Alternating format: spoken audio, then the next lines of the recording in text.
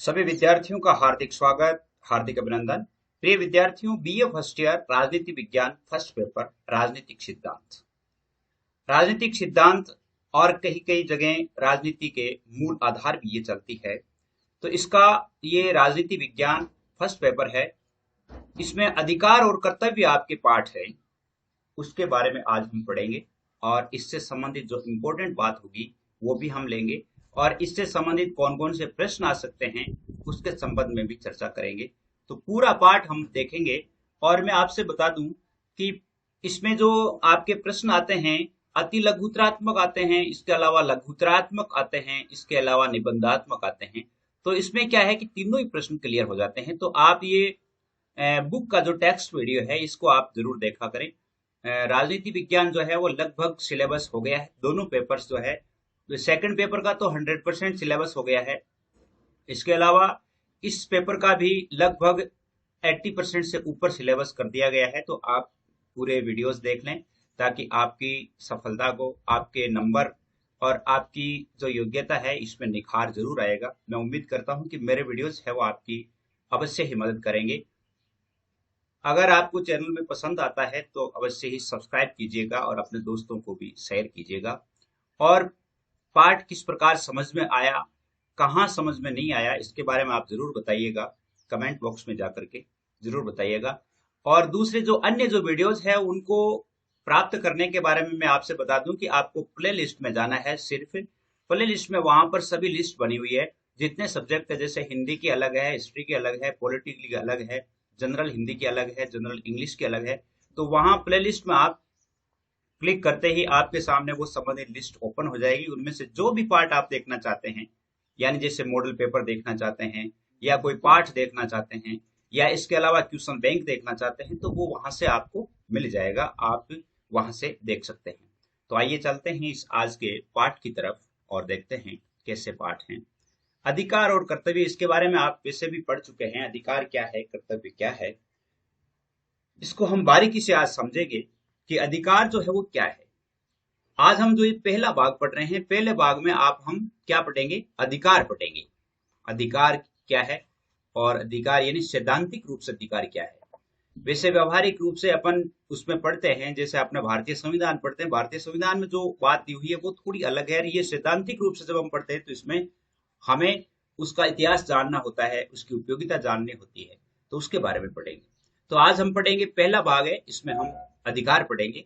और अधिकार हमारे सामाजिक जीवन की अनिवार्य आवश्यकताएं हैं, आप सभी जानते हैं, जिनके बिना न तो व्यक्ति अपने व्यक्तित्व का विकास कर सकता है और न ही समाज के लिए उपयोगी काम कर सकता है। वस्तुतः अधिकारों के बिना मानव जीवन के अस्तित्व की कल्पना नहीं की जा सकती। अगर समाज में रहना है और मान लो अधिकार ही नहीं है तो वह समाज समाज नहीं हो सकता। इसलिए अधिकारों को हम किस प्रकार परिभाषित कर सकते हैं।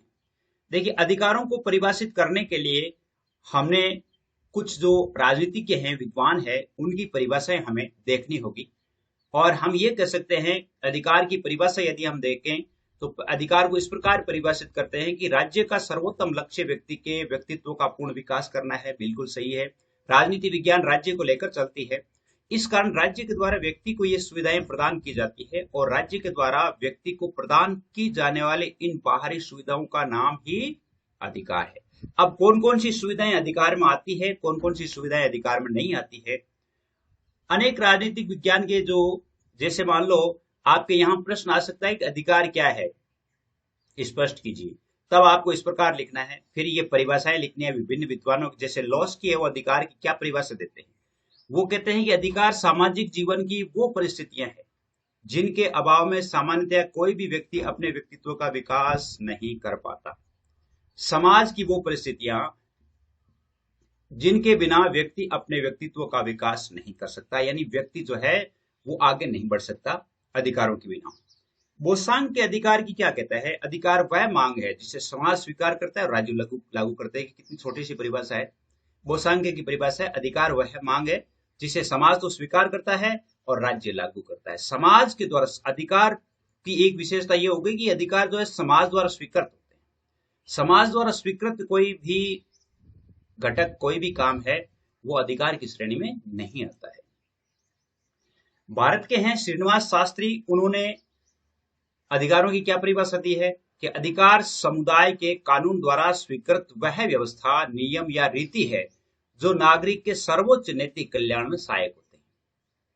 ये अधिकार क्या होते हैं? समाज द्वारा, समुदाय के कानून द्वारा, समुदाय हम यहाँ पर समाज भी कह सकते हैं, कि समाज के द्वारा जो कानून स्वीकृत है और यह इस प्रकार की व्यवस्था है या इस प्रकार का नियम है या कोई रीति रिवाज है जिसके कारण नागरिक है या जो व्यक्ति है वो एक सर्वोच्च नैतिक कल्याण में सहायक होता है, अर्थात तो सर्वोच्च जो अपना विकास है वो कर पाता है। इस प्रकार हम एक सर्वमान्य परिभाषा दे सकते हैं कि अधिकार समाज के सभी व्यक्तियों के व्यक्तित्व के उच्चतम विकास हेतु आवश्यक वे सामान्य सामाजिक परिस्थितियां हैं जिन्हें समाज स्वीकार करता है और राज्य लागू करने की व्यवस्था करता है। तो इन तीनों चारों को मिला करके इस प्रकार की हम एक परिभाषा लिख सकते हैं। क्या परिभाषा? कि अधिकार समाज के सभी व्यक्तियों के, एक व्यक्ति का नहीं, विशेष वर्ग का नहीं और विशेष लिंग या वर्ण का नहीं, सभी व्यक्तियों के व्यक्तित्व के उच्चतम विकास हेतु, व्यक्तित्व के उच्चतम विकास हेतु सामान्य सामाजिक परिस्थितियां होती है जिन्हें समाज तो स्वीकार करता है और राज्य लागू करने की व्यवस्था करता है। ये व्यवस्था यानी ये अधिकार की परिभाषाएं होगी। अब अधिकार क्या है? अधिकार के लक्षण देखिए। परिभाषाओं के आधार पर हम लक्षण किस प्रकार निर्धारित कर सकते हैं? पहली बात है सामाजिक स्वरूप। बिल्कुल सही है, अपन ने भी पढ़ा है कि समाज द्वारा स्वीकृत होते हैं। अधिकार का पहला लक्षण है कि अधिकार के लिए सामाजिक स्वीकृति आवश्यक है। सामाजिक स्वीकृति के बिना व्यक्ति जिन शक्तियों का उपयोग करता है वे अधिकार नहीं होकर प्राकृतिक शक्तियां होती है। और राज्य द्वारा प्रदत्त अधिकार समाज में ही संभव है। राज्य के द्वारा जो भी अधिकार हैं वो समाज में ही संभव है, अर्थात समाज जिनका विरोध करता है तो वो अधिकार नहीं लेता है। इसके अलावा कल्याणकारी स्वरूप, अधिकार का जो एक स्वरूप होता है कल्याणकारी होनी चाहिए। अधिकार ऐसे होने चाहिए जो किसी की दूसरे की के लिए बाधा नहीं बने। अधिकारों का संबंध आवश्यक रूप से व्यक्ति के व्यक्तित्व विकास से होता है। इस कारण अधिकार के रूप में केवल वही स्वतंत्रताएं और सुविधाएं प्रदान की जाती है जो व्यक्तित्व के विकास हेतु आवश्यक और सहायक हो और व्यक्तित्व के विकास में बाधक कार्य जैसे मद्यपान, जुआ खेलना, आत्महत्या ये अधिकार के अंतर्गत नहीं आता। जैसे मान लो कोई आदमी खुश रहने के लिए, भाई हम ये कह सकते हैं अधिकार वो चीज है जो आदमी का विकास करती है, आदमी को खुश रखती है, नहीं। जो जैसे एक आदमी मद्यपान करके भी खुश होता है, जुआ खेल करके भी होता है, तो ये अधिकारों की श्रेणी में नहीं आता। जो समाज के द्वारा जो स्वीकृत है, समाज के द्वारा इसे बनाया गया है कि भाई वो व्यक्तित्व के विकास में बाधक नहीं है। तीसरा इनका लक्षण है लोकहित में प्रयोग। अधिकारों का प्रयोग हमेशा लोकहित में होता है। एक पर्सनल व्यक्ति को कोई अधिकार नहीं दिया जा सकता, सामूहिक रूप से मानव सभ्यता को दिया जाता है। व्यक्ति को अधिकार उसके स्वयं के व्यक्तित्व के विकास और संपूर्ण समाज के सामूहिक हित के लिए प्रदान किए जाते हैं। ऐसा नहीं कि एक व्यक्ति को अधिकार प्रदान कर दिया कि इसको अधिकार है दूसरे को नहीं है। अधिकार यदि है तो वो सार्वजनिक है, अधिकार है तो वो सभी को प्राप्त है। अतः यह आवश्यक है कि अधिकारों का प्रयोग स्वयं की उन्नति के साथ साथ समाज की उन्नति के लिए होता है। अधिकार जो होता है वो लोकहित के लिए होता है। चौथा है अधिकारों को राज्य का संरक्षण होता है। राज्य के द्वारा संरक्षित होते हैं, इसके लिए राज्य आवश्यक व्यवस्था भी करता है। यानी अधिकार वो होते हैं जिनको राज्य संरक्षण देता है, अर्थात राज्य समाज तो स्वीकृत करता है और राज्य के द्वारा संरक्षित होकर के और वो लागू किए जाते हैं। पांचवा इसका लक्षण है सार्वभौमिकता या सर्वव्यापकता। अधिकार सर्वव्यापक होते हैं, सभी के लिए होते हैं। अधिकार समाज के सभी व्यक्तियों को समान रूप से दिए जाते हैं और इस संबंध में जाति, धर्म, लिंग, वर्ण इसके आधार पर किसी प्रकार का कोई भेदभाव नहीं किया जा सकता। तो अधिकारों के ये लक्षण है। जैसे मान लो प्रश्न आ जाता है कि अधिकार क्या है, अधिकारों के लक्षण बताइए, तो अधिकारों के ये लक्षण हैं जिनको हम पढ़ चुके हैं। अब अधिकारों का वर्गीकरण या अधिकार क्या है, अधिकार कितने प्रकार के होते हैं, तो इसका वर्गीकरण हमें इस प्रकार करना है। साधारणतया अधिकार दो प्रकार के होते हैं, एक नैतिक अधिकार और एक कानूनी अधिकार। अगर हम सामान्य रूप से विभक्त करें तो दो ही अधिकारों का प्रकार निकलता है, नैतिक अधिकार और कानूनी अधिकार। अब नैतिक अधिकार क्या है, मोरल राइट्स क्या है? नैतिक अधिकार वो अधिकार हैं जिनका संबंध मानव के नैतिक आचरण से होता है। इन्हें धर्मशास्त्र, जनमत या आत्मिक चेतना द्वारा स्वीकृत किया जाता है और राज्य के कानूनों से इनका कोई संबंध नहीं होता है। नैतिक अधिकार का राज्य के कानूनों से कोई संबंध नहीं होता है। अनेक विचारकों के द्वारा इन्हें अधिकार के रूप में स्वीकार ही नहीं किया है, क्योंकि वे अधिकार राज्य द्वारा रक्षित नहीं होते हैं। नैतिक अधिकार तो व्यक्ति स्वयं का होता है। व्यक्ति स्वयं जो है वो नैतिक रूप से उन्हें स्वीकार करता है और स्वीकार करके और वह उसके अनुसार चलता है। जैसे मान लो एक व्यक्ति किसी धर्म की पूजा करता है या किसी संप्रदाय में रहता है, तो वो उनकी एक नैतिकता है, उनकी एक मानसिकता है।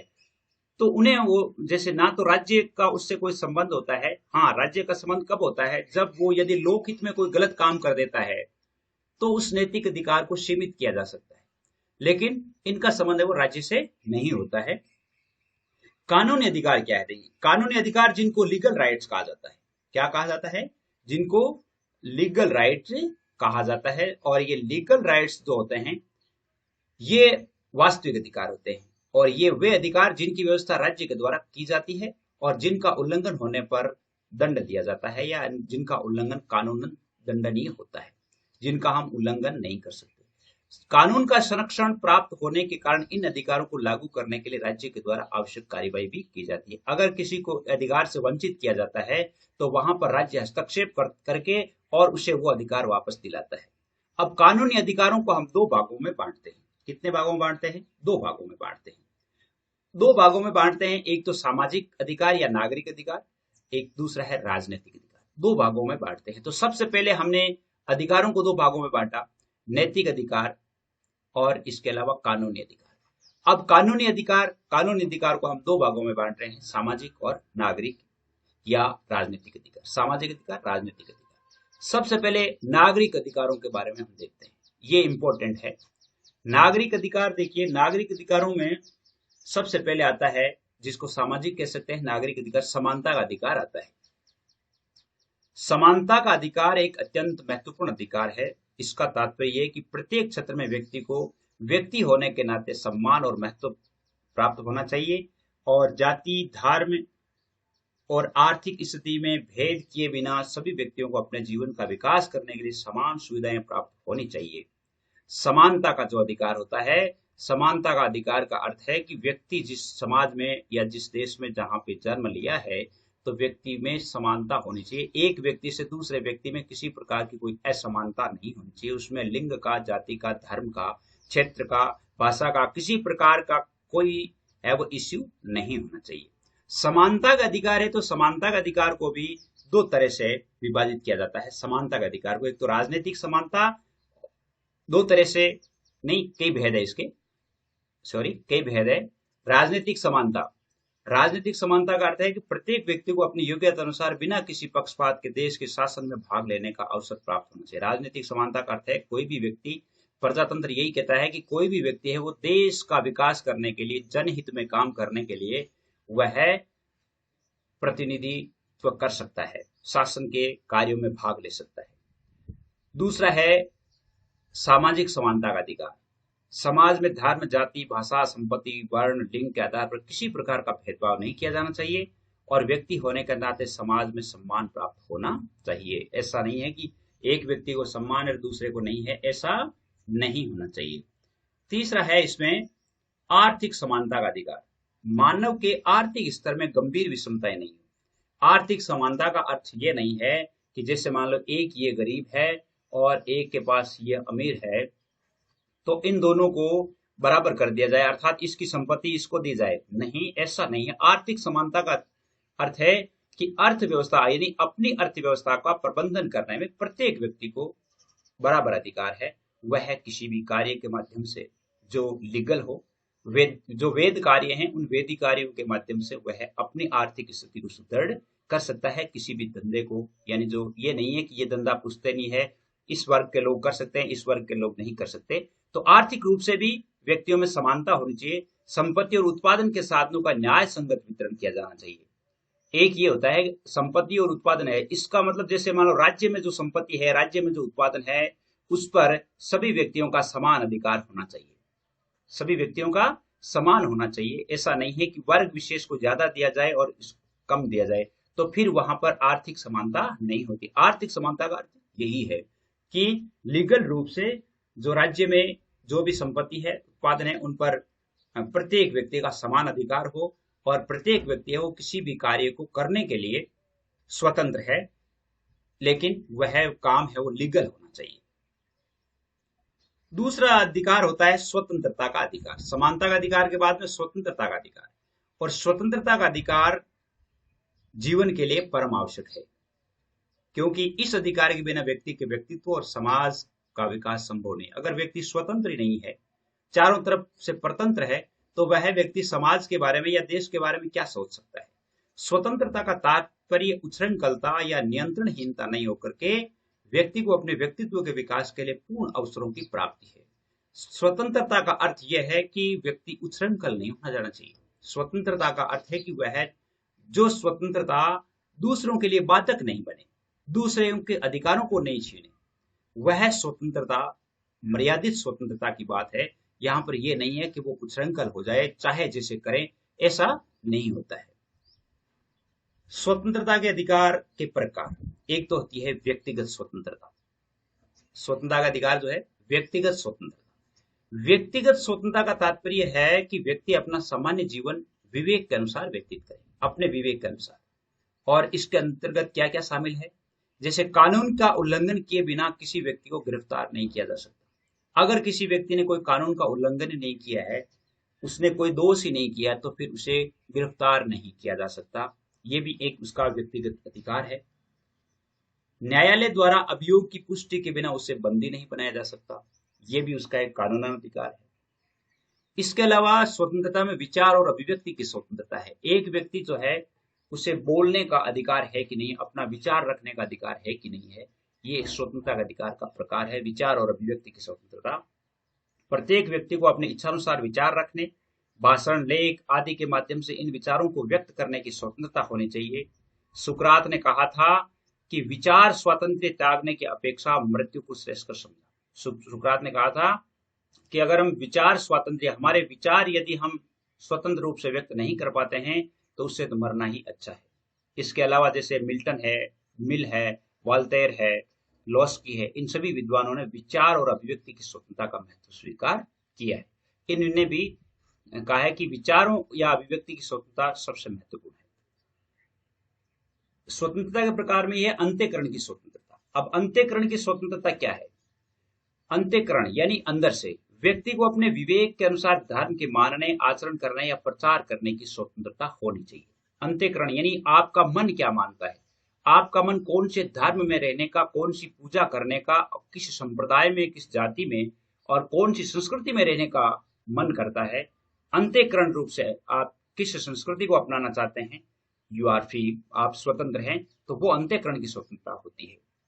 और एक व्यक्ति उसकी इच्छा के विरुद्ध किसी प्रकार का धर्म, व्यक्ति पर इच्छा के विरुद्ध कोई धर्म नहीं लादा जा सकता। एक व्यक्ति जिस धर्म में रहना चाहता है, वो यदि बेझिझक उस धर्म को अपना सकता है, तो वो एक अंत्यकरण की स्वतंत्रता है। और जैसे मान लो वो उस धर्म में रहना चाहता है, या उस धर्म में, उस जाति में, उस संप्रदाय में, उस संस्कृति में यदि वो रहना चाहता है और रहने पर उस पर 50 पाबंदियां लगा दी जाती है, तो फिर वो अंत्यकरण की स्वतंत्रता नहीं होती है। स्वतंत्रता में है समुदाय निर्माण की स्वतंत्रता, संगठन, जिसको हम संगठन कह सकते हैं। संगठन मानव जीवन की उन्नति का एक मूल मंत्र है। एक व्यक्ति काम नहीं कर सकता, वह व्यक्ति संगठित होकर के कर सकता है।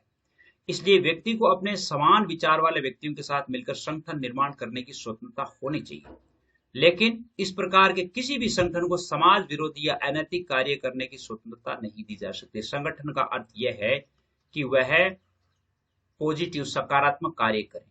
ये नहीं कि वो संगठन बना करके देशद्रोही के काम शुरू कर दें या इस प्रकार के अनैतिक काम करना शुरू कर दे, तो फिर उस संगठन को सीमित किया जा सकता है, उस संगठन को रोका जा सकता है।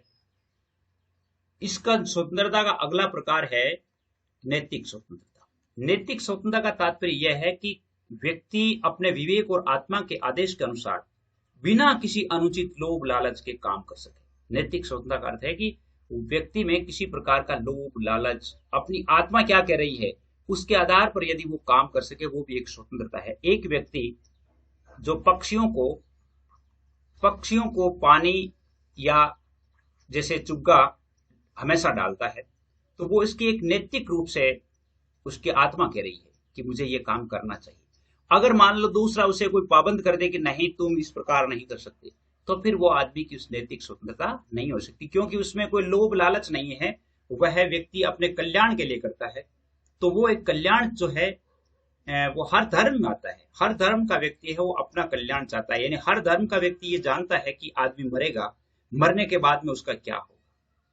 तो उसे, हर व्यक्ति की, हर धर्म की मान्यताएं हैं कि अपन जीवन में यदि हम अच्छा काम कर सकते हैं तो हो सकता है कि हमारा अगला जीवन, हर एक धर्म है वो आत्मा को अमर मानता है कि आत्मा जो है वो कभी मरती नहीं है, एक के बाद दूसरे शरीर में जन्म लेती है। यदि हम यहाँ रह करके अच्छे काम कर सकते हैं तो अगले जन्म में हमें अच्छा जीवन मिलेगा, ऐसा हम सोच सकते हैं।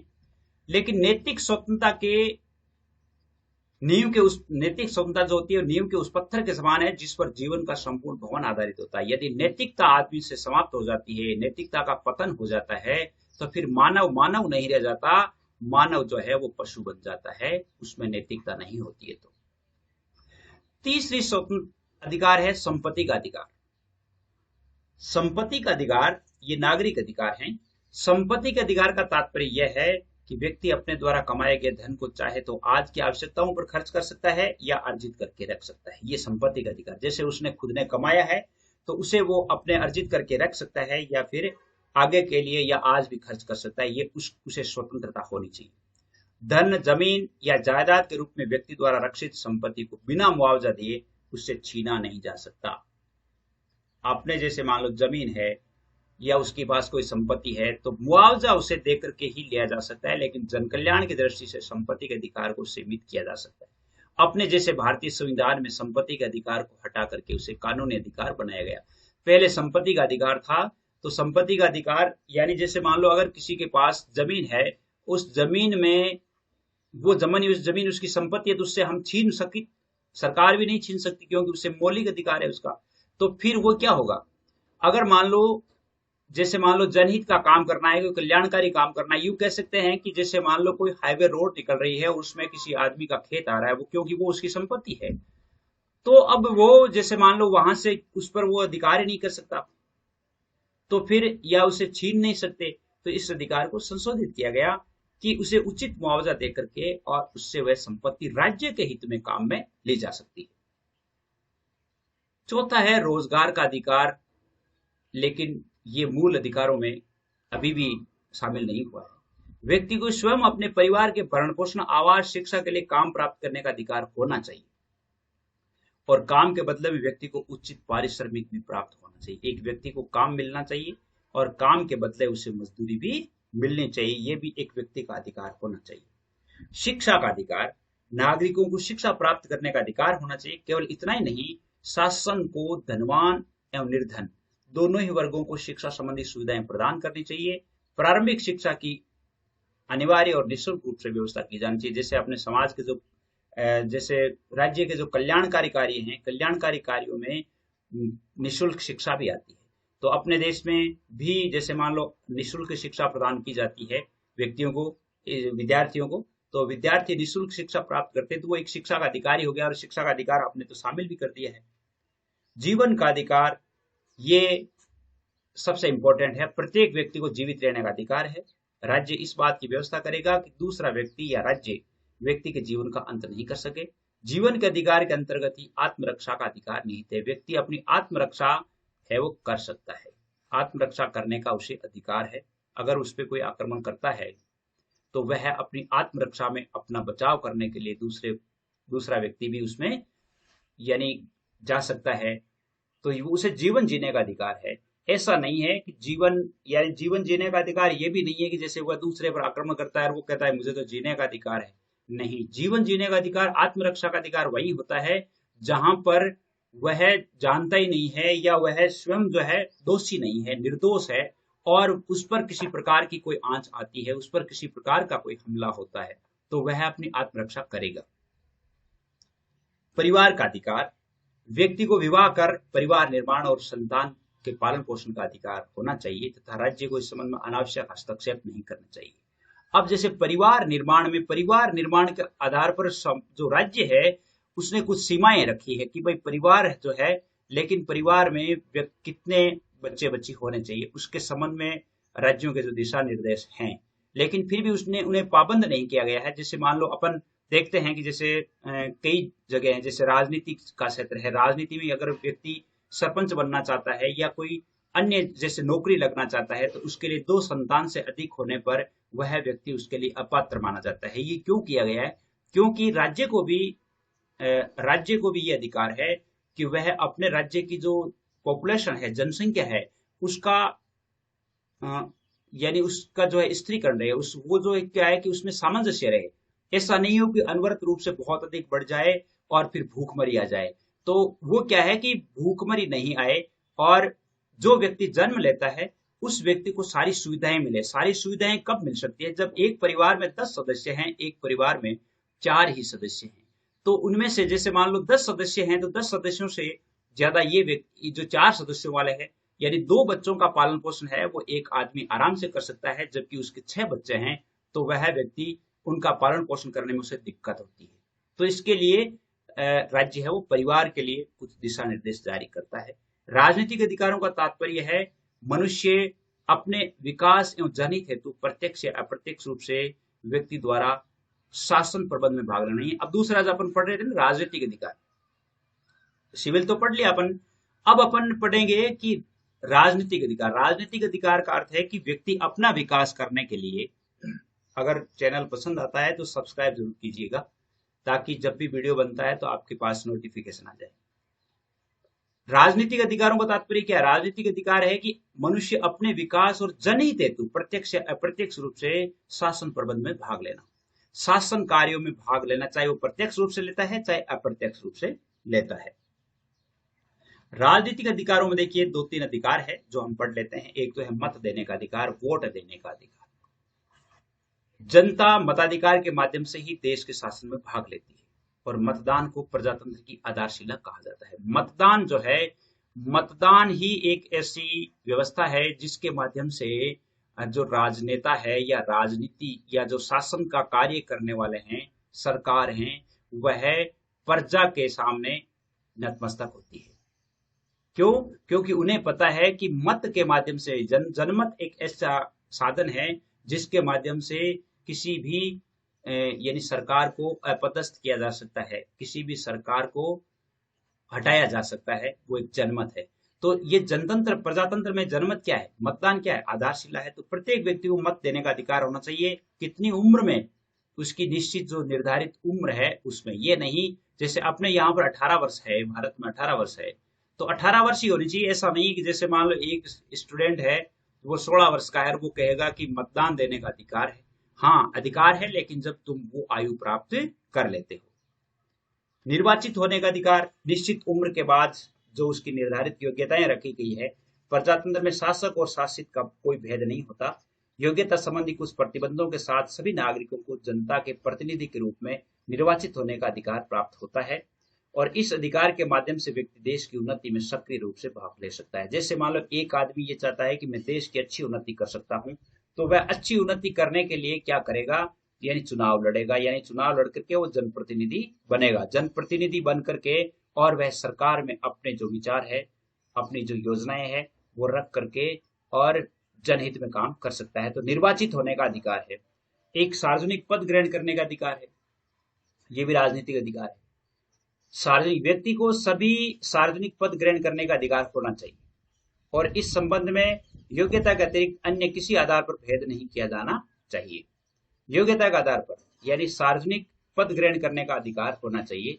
इस संबंध में योग्यता के अतिरिक्त अन्य किसी आधार पर, भाई सार्वजनिक पद है, कोई भी पद है, उस पद को यदि जिसकी जो योग्यता है और वो उस योग्यता को डिजर्व करता है तो उसे वो पद मिलना चाहिए। जैसे मान लो कंपटीशन है, और कंपटीशन में जैसे मान लो कंपटीशन में मेरिट छूट रही है, और मेरिट में जैसे 100 अंकों में से मेरिट रही है 90, और 90 में जितने भी जो स्टूडेंट आते हैं तो उन सभी को वो पद प्राप्त करने का अधिकार है। आवेदन पत्र और सम्मति देने का अधिकार, नागरिकों को अपनी शिकायतें दूर करने या शासन को आवश्यक सम्मति प्रदान करने का व्यक्तिगत या सामूहिक रूप से कार्यपालिका और व्यवस्थापिका अधिकारियों को प्रार्थना पत्र देने का अधिकार प्राप्त होना चाहिए। जैसे सरकार है, सरकार के सामने हम अपनी मांगे रखें, हमारी आवश्यकताएं क्या है, हमारे जो अधिकारों पर कोई कुठाराघात तो नहीं हो रहा है, हमारे विचार क्या है, तो सामूहिक रूप से या व्यक्तिगत रूप से वह जो सरकार के जो अधिकारी हैं उन अधिकारियों को वो प्रार्थना पत्र दे सकते हैं, अपनी सम्मति दे सकते हैं। इसके अलावा एक प्रश्न हो सकता है कि राज्य के विरुद्ध विद्रोह का अधिकार, क्या व्यक्ति राज्य के विरुद्ध विद्रोह करने व्यक्ति को राज्य के विरुद्ध विद्रोह करने का अधिकार है? स्पष्ट कीजिए। इसका एक प्रश्न हो सकता है कि व्यक्ति क्या राज्य के विरुद्ध विद्रोह कर सकता है? राज्य के प्रति भक्ति और राज्य की आज्ञाओं का पालन व्यक्ति का कानूनी कर्तव्य होता है। जैसे मान लो हमने अधिकार पढ़े, तो अधिकार के साथ साथ हमारे कर्तव्य भी हैं। कर्तव्य यह है कि हम अपने देश में जो सरकार है उसके प्रति हमारा विश्वास हो, हम उनके जो कानून है उन कानूनों का पालन करें। इसलिए व्यक्ति को राज्य के विरुद्ध विद्रोह का कानूनी रूप से कोई अधिकार प्राप्त नहीं हो सकता कि वो राज्य के, क्योंकि राज्य को क्या माना जाता है? राज्य को माना जाता है कि राज्य जो है वो गलत करता ही नहीं। राज्य के बारे में ये लिखा गया है कि राज्य कभी गलत नहीं करता है। तो व्यक्ति को राज्य के विरुद्ध विद्रोह का नैतिक अधिकार प्राप्त होता है। नैतिक रूप से यदि मान लो एक व्यक्ति जो है किसी राज्य की, किसी सरकार की नीतियों से संतुष्ट नहीं है, तो वो नैतिक रूप से उनके साथ नहीं जुड़ेगा। यदि शासन सामान्य कल्याण की साधना में असफल हो जाता है, या शासन जो जन इच्छा का प्रतिनिधित्व नहीं करता है, तो उस शासन को अस्तित्व में बने रहने का कोई नैतिक अधिकार शेष नहीं रह जाता। अगर मान लो एक शासन है, एक सरकार है, और वो सरकार जनहित में कोई काम नहीं कर पा रही है, इसके अलावा जनप्रतिनिधित्व जो है वो उसके विरुद्ध है, तो फिर वह शासन, उनका एक नैतिक कर्तव्य बन जाता है कि फिर उनका शासन नहीं रहना चाहिए। जनहित और संवैधानिक नियमों का पालन नहीं करने वाली सरकार को जनता द्वारा पदच्युत करने का अधिकार होता है। अगर मान लो कोई सरकार जनहित में काम नहीं कर रही है, संविधान बना हुआ है, उस संविधान के अनुसार शासन कार्य नहीं चला रही है, तानाशाही कर रही है, तो उस सरकार को जनता जो है वो हटा सकती है, उसे हटाने का अधिकार है। तो यदि व्यक्ति को इस बात का विश्वास हो जाए कि विद्यमान शासन व्यवस्था सर्वमान्य हित में कार्य नहीं कर सकती, तो राज्य के प्रति विद्रोह व्यक्ति का एक कर्तव्य नहीं, नैतिक अधिकार ही नहीं, एक नैतिक कर्तव्य हो जाता है। अगर मान लो सरकार जो है सर्वमान्य हित में काम नहीं कर रही, सार्वजनिक हित में काम नहीं कर रही है, और सरकार जो है और सिर्फ जो है यानी स्वयं के स्वार्थ पूरे कर रही है, तानाशाही कर रही है, संविधान के नियमों का पालन नहीं किया जा रहा है, संविधान के नियमों की अवहेलना की जा रही है, तो वहां पर जनता का अधिकार ही नहीं, एक नैतिक कर्तव्य हो जाता है कि उस सरकार का विद्रोह किया जाए, उस राज्य में जो सरकार है उसका विद्रोह किया जाए। तो ये था पाठ आपके आज पहला भाग था, जिसमें अधिकारों से संबंधित, मैं समझता हूं कि आप समझ गए होंगे। आपको काफी अधिकारों के बारे में यदि कोई प्रश्न आता है तो आप आराम से कर पाएंगे। आज के लिए बस इतना ही। अगर चैनल अच्छा लगे तो सब्सक्राइब जरूर कीजिएगा, अपने दोस्तों को भी शेयर कीजिएगा। जय हिंद, जय भारत।